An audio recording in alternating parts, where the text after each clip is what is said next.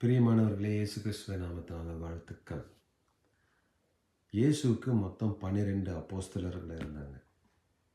12 அப்போஸ்தலர்கள் இயேசு அ மரிக்கிற வரைக்கும் இருந்தாங்க.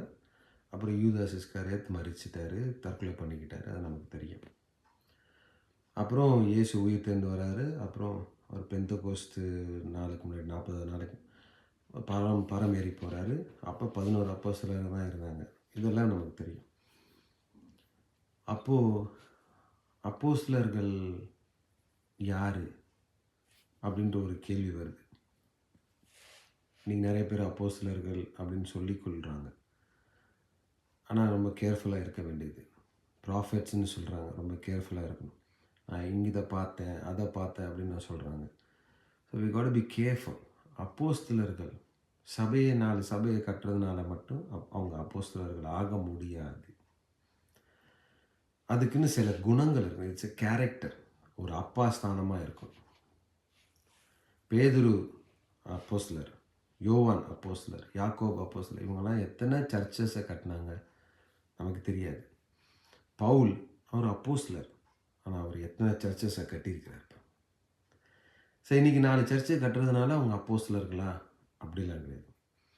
ஸோ அப்போஸ்தலர்கள் வந்து அப்பாவுடைய ஸ்தானத்தில் இருக்கிறவங்க. அவங்களுக்கு பெரிய மனசு இருக்குது, நல்ல குணம் இருக்குது. இந்த மாதிரி நிறைய விஷயம், அபிஷேகம், அதெல்லாம் தாண்டின விஷயங்கள். அதேமாரி ப்ராஃபெட்ஸ், நிறைய பேருக்கு ப்ராஃபெட்னா என்னென்னு தெரிய மாட்டேங்குது, சீயர்னால் என்னன்னு தெரிய மாட்டேங்குது. நான் இதை பார்க்குறேன், அதை பார்க்குறேன் அப்படின்னு நம்ம வந்து ஸ்டேஜில் ஏறி நின்று பேசிடுறாங்க. நான் பார்க்கறதுனால அது பேர் ப்ராஃபெட் கிடையாது. பார்க்கறதுனா அது பேர் வந்து ஞான திருஷ்டிக்காரன். அவன் வந்து சீர், அவன் பார்க்குறான். ப்ராஃபெட்னா யாருன்னு அதை பார்க்கான். அப்புறம் தேவனுடைய சமூகத்தில் அதை பற்றி கேட்குறான். He asks for wisdom in the council of God. அவன் தேவனுடைய சமூகத்தில் நின்று தேவனுடைய சத்தத்தை கேட்குறான். இந்த விஷயத்தை நான் பார்க்குறேன், இந்த விஷயத்துக்கு நான் எப்படி ஜெபம் பண்ணணும், இதனால் வரப்போகிற டேஞ்சர்ஸ் என்ன, இதனால் என் சபைக்கு என்ன நடக்க போகுது, என் நாட்டுக்கு என்ன நடக்க போகுது, ஐயோ அப்படின்னு சொல்லி போய் தேவனிடத்தில் நின்று அழுது பரிந்து பேசுகிறான். தேவனுடைய இருதயத்தை பார்க்குறான். பார்த்துட்டு மக்களுடைய இருதயத்தை திருப்புறதுக்காக ஜெபிக்கிறான். இதுதான் வந்து தீர்க்கதரிசி. அவங்க தான் தீர்க்க தரிசனம் சொல்கிறாங்க. மற்றவங்களாம் என்னென்னா பார்க்குறாங்க, அவ்வளோதான். பார்க்குறது தான் சொல்கிறாங்க. அது பேர் தீர்க்க தரிசனம் கிடையாது.